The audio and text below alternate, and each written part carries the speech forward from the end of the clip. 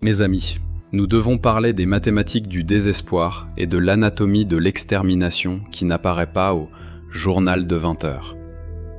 Sur l'échiquier de la guerre de l'ombre, le silence a toujours été l'avertissement le plus bruyant. Et les généraux iraniens de haut rang des gardiens de la révolution islamique, les mêmes qui promettaient l'apocalypse au Moyen-Orient, sont mystérieusement frappés par une épidémie mortelle, par malchance. Imaginez la scène. Sur une route poussiéreuse et complètement déserte dans le sud de l'Iran, un véhicule a un accident inexplicable. Parmi les décombres et les carcasses tordues, les experts reconnaissent le corps de l'un des généraux les plus redoutables de la marine des gardiens de la Révolution. La traduction immédiate est « Un général de terrain meurt dans une voiture blindée lundi et soudainement, mardi, le principal radar avancé qui contrôlait le flux militaire iranien dans le détroit d'Ormuz, devient complètement aveugle et désorganisé. Pendant que la télévision d'État iranienne diffuse des marches militaires pour aliéner son propre peuple et tenter de afficher sa force, la véritable direction réfléchie du régime est patiemment et chirurgicalement rayée de la liste des vivants par une coalition silencieuse dirigée par les directions des opérations de la CIA américaine et du Mossad israélien. Les États-Unis n'ont pas déclaré la guerre sur papier et en tête. Ils ont simplement commencé à éliminer le cerveau militaire de l'Iran en faisant croire que la physique et le destin avaient finalement présenté l'addition à l'axe. Le message de Washington est clair. Si vous menacez l'accident, vous n'irez pas en procès. Vous allez simplement disparaître dans un accident de la route. Et celle-ci ? L'extinction sélective de la direction militaire iranienne se produit si profondément à l'intérieur d'un pays fermé. Avant de commencer, abonnez-vous à la chaîne, activez la cloche des notifications, laissez un j'aime sur la vidéo, parce que ça demande du travail. Mes amis, nous devons braquer les projecteurs sur la bête, la machine d'ISR, renseignement, surveillance et reconnaissance. Cette machine a été poussée à pleine puissance. Il ne s'agit pas de fanfaronnade politique, il s'agit de dominer l'espace électromagnétique. Le commandement central des États-Unis a placé son écosystème le plus brutal au-dessus de la tête des ayatollahs.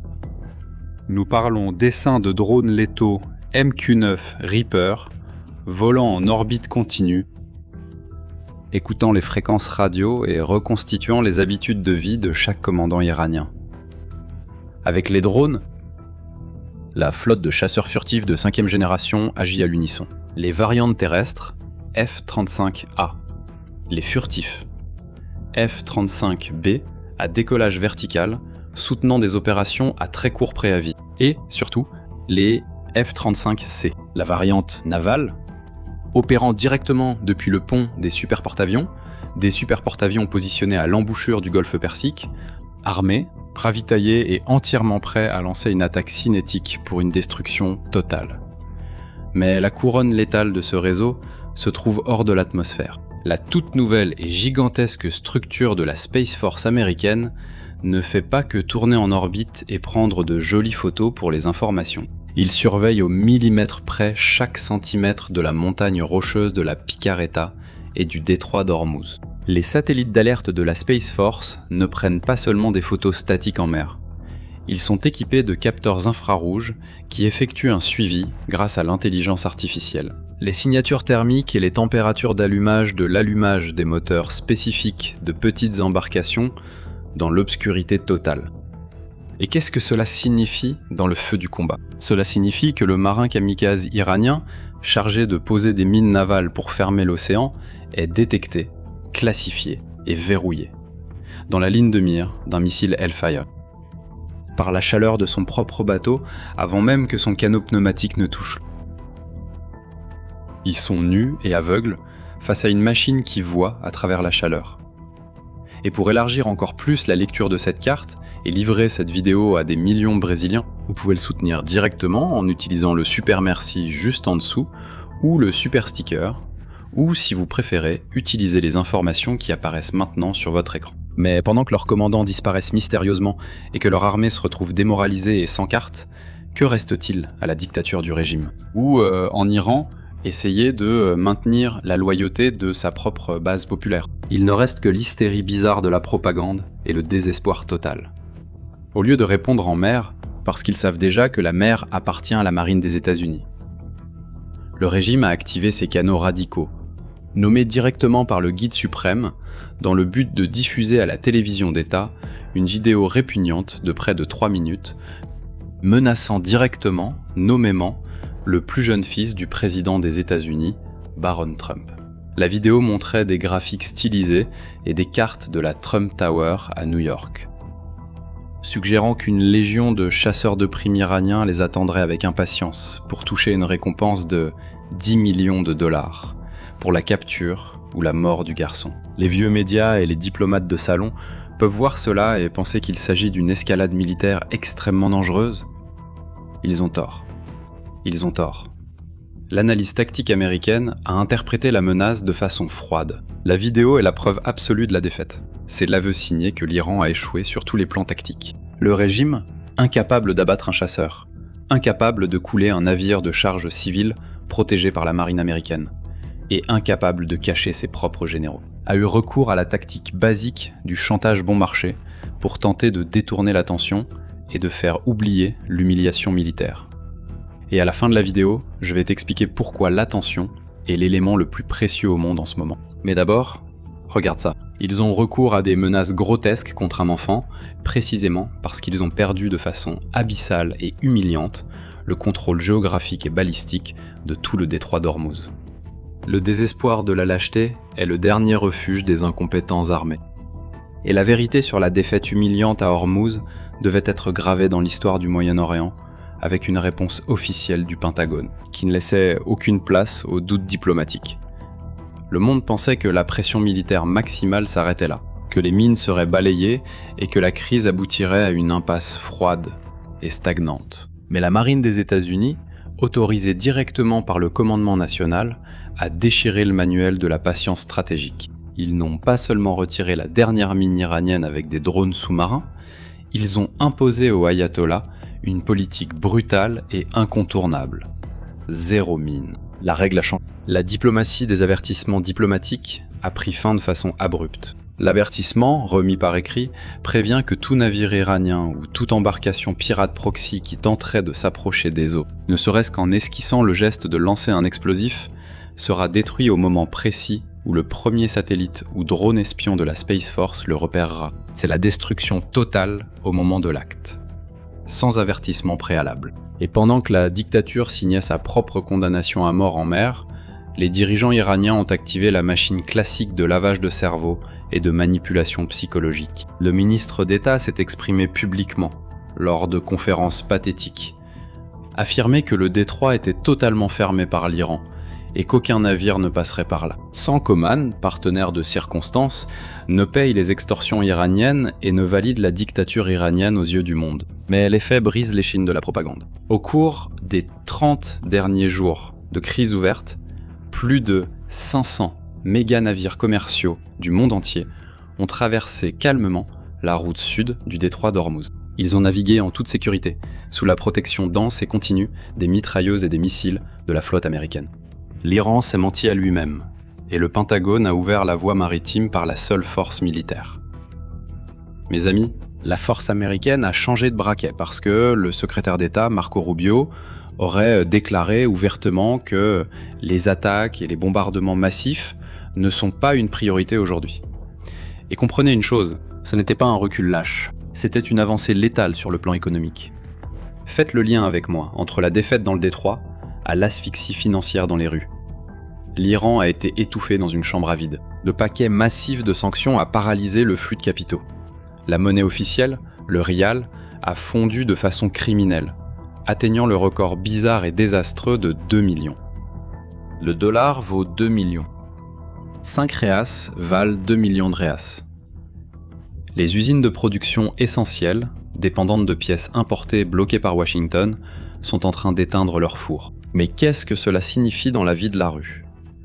Cela signifie les humiliantes et longues files d'attente pour le rationnement de l'essence qui apparaissent partout sous la chaleur du désert. Voyez, l'un des plus grands producteurs de pétrole n'a pas d'essence. l'économie a été dynamitée de l'intérieur. Le peuple iranien ne souffre pas à cause des bombes. Il meurt lentement de faim sous les griffes de l'inflation créée par la tyrannie qui avait juré de les protéger. Pendant que les civils passent devant les caméras pour raconter que l'inflation a détruit leur qualité de vie et la possibilité d'ouvrir une entreprise familiale, ils ne se plaignent pas seulement des prix élevés. Le facteur humain est la mèche la plus courte de cette bombe. La population, qui a déjà subi la perte de plus de 50 000 vies lors de massacres internes, des manifestations noyées dans le sang, atteint à nouveau la limite physique et psychologique de l'épuisement. Et c'est là la grande terreur cachée de Téhéran.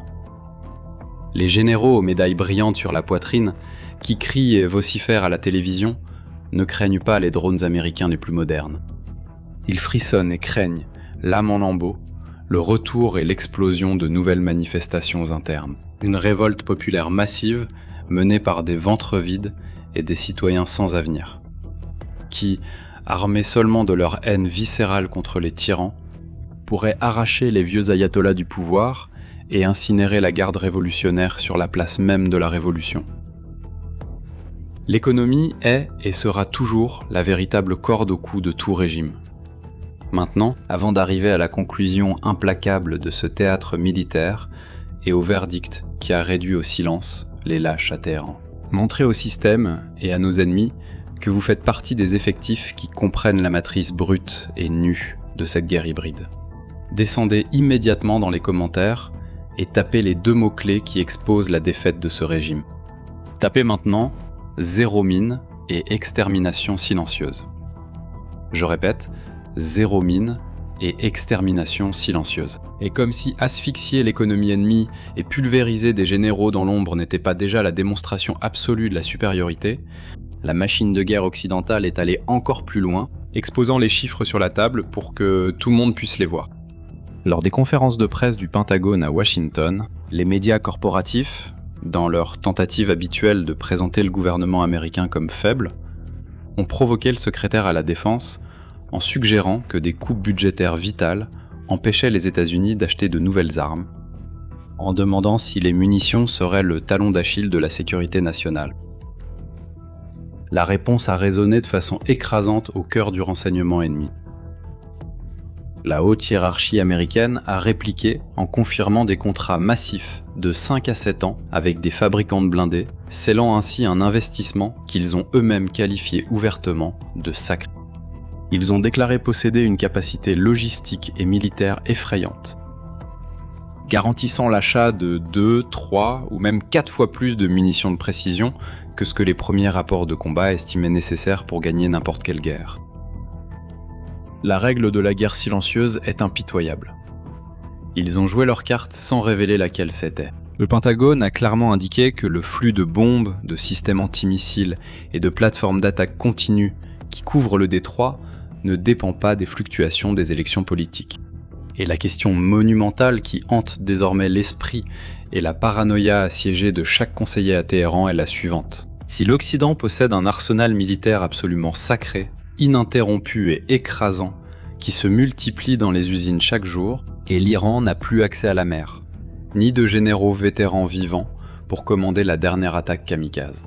Que se passe-t-il exactement quand l'horloge atteindra 0 et que le dernier bluff aveugle iranien se heurtera à de vrais missiles dans le désert? Mes amis, le jeu des ombres est terminé. Un verdict technique et brutal que les réseaux de gauche s'obstinent à ne pas voir. La menace lâche, diffusée à la télévision contre la famille Trump et le jeune Barrow, a été le dernier clou décisif planté dans le cercueil de la crédibilité de la diplomatie iranienne. Et une erreur stratégique fatale de calcul qui a accéléré de façon irréversible la traque implacable de l'axe de la résistance à travers tout le désert.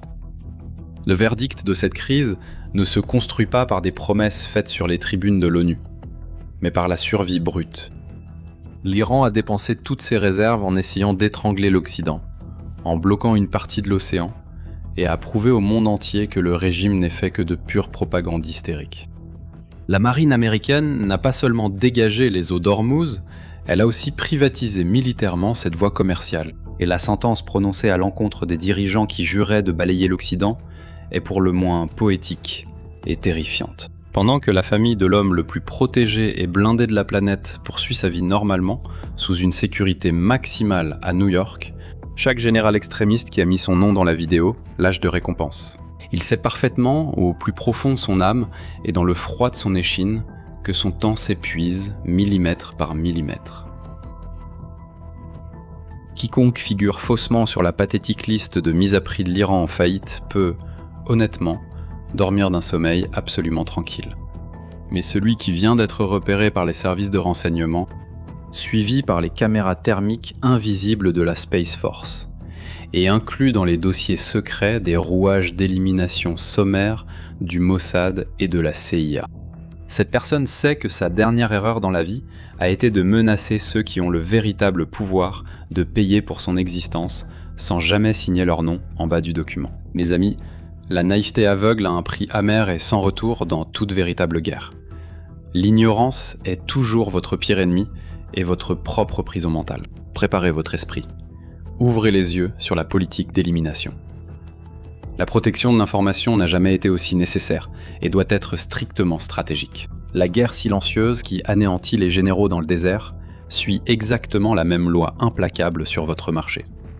Les invisibles sont toujours les premières victimes. Aujourd'hui, la monnaie la plus précieuse du monde est l'attention. Et pour l'entrepreneur ou le grand spécialiste, ce qui fait le plus mal à l'âme, c'est d'être absolument le meilleur dans ce qu'il fait, d'avoir une entreprise d'élite, le meilleur produit, la meilleure expertise, et de rester caché. Pourquoi pensez-vous encore qu'Internet se résume à des petites danses et des mèmes pour faire le buzz? On vous a menti. J'ai déjà été dans cette même situation. Mais en 15 ans de carrière, en venant de la radio et de la télévision, pour atteindre la barre des 50 millions de vues par mois sur les réseaux sociaux, monétisés en dollars, la règle du jeu est devenue très claire. Votre identité ne peut pas être externalisée. Le propriétaire doit montrer son visage et prendre des risques. Et ceux qui l'ont fait ont multiplié leur présence et leur chiffre d'affaires. L'amateurisme de filmer avec un téléphone portable dans le noir, sans stratégie, c'est fini. Et c'est en pensant à cela que je recrute des entrepreneurs et des professionnels d'élite qui sont des géants dans les coulisses, mais qui restent enfermés dans une bulle. Et faites attention, vous avez le devoir de percer cette bulle, d'être reconnu comme l'autorité incontestable de votre niche et de forcer l'algorithme à travailler pour vous. Et pour vous armer avec cette méthode létale de positionnement, le 27 septembre, j'organiserai mon immersion en présentiel. Face à face avec moi, enfermé dans mon studio. Mais je suis chirurgical avec les chiffres. Il n'y a que 10 places. À la 10e place, la porte en acier se ferme et c'est fini. Alors pointez la caméra vers le QR code qui s'affiche sur votre écran ou, si vous préférez, utilisez le lien sécurisé dans la description et dans le premier commentaire épinglé. C'est l'occasion pour vous de vous asseoir en face de moi et de me demander ce qui bloque votre développement ici sur les réseaux sociaux. Je vais vous expliquer ce que j'ai fait, ce que je fais et ce qui m'a mené jusqu'ici. Chez vous, sur votre téléphone, votre télévision, votre ordinateur, j'ai réussi à percer en parlant de choses sérieuses. Et vous pouvez le faire aussi. Maintenant, pour vous qui êtes arrivés jusqu'ici, j'ai un cadeau fantastique. Nous avons sélectionné 7 séries. 7 séries qui parlent d'espionnage, Mossad, SIA et d'autres services. Des services secrets qui vont contextualiser ce dont nous avons parlé aujourd'hui dans notre vidéo. Mais, Simao, quel est le nom de la série? Vous m'arrêtez dans la rue pour demander. Écoutez bien. C'est dans la fiche qui va apparaître sur votre écran maintenant, dans le commentaire épinglé et dans la description sur notre chaîne avec des conseils de séries et de films. Tous les jours, un nouveau titre pour que vous en profitiez avec votre famille, et détail, sans culture woke, sans pleurnicherie. Vous ne perdez plus de temps, vous prenez le titre, vous allez sur le service de streaming et vous en profitez tout simplement. Cette série d'espionnage pour que vous puissiez suivre et enrichir encore plus vos connaissances. Maintenant, abonnez-vous à la chaîne, activez la cloche des notifications, laissez votre like sur la vidéo parce que ça demande du travail à faire. Les gars, j'ai créé notre chaîne de secours. Pourquoi ? Vous savez qu'il y a une vague de censure au Brésil, malheureusement. Et pire encore, si le gouvernement actuel est reconduit pour 4 ans de plus, un plan de contrôle total des réseaux sociaux vient d'être publié. C'est réel, c'est concret. Alors mes frères, que va-t-il advenir de nous qui critiquons le système ? C'est pour ça que j'ai créé ma chaîne de secours, notre chaîne de secours. Si je saute ici, nous pourrons continuer là-bas. Si tout se passe mal là-bas, nous serons sur notre plateforme, dans notre bunker du renseignement. Donc le lien est aussi dans la description, dans le commentaire épinglé, dans le QR code qui apparaît ici à l'écran. Il suffit de pointer votre téléphone et vous vous abonnez directement à ma chaîne de secours qui s'appelle Blind a sua mente. En plus de poursuivre ce dont nous parlons ici, nous allons aussi apporter de nouveaux contenus là-bas. Alors abonnez-vous. Et si cette vidéo a été importante, vous pouvez la soutenir en utilisant les informations ci-dessous ou le super merci, le super like. N'oubliez jamais cela. C'est comme ça que nous perçons la bulle. Maintenant, blinde ton esprit. Oui, blinde ton esprit. Je suis Shimon Olivera et on se retrouve dans la prochaine vidéo. À bientôt.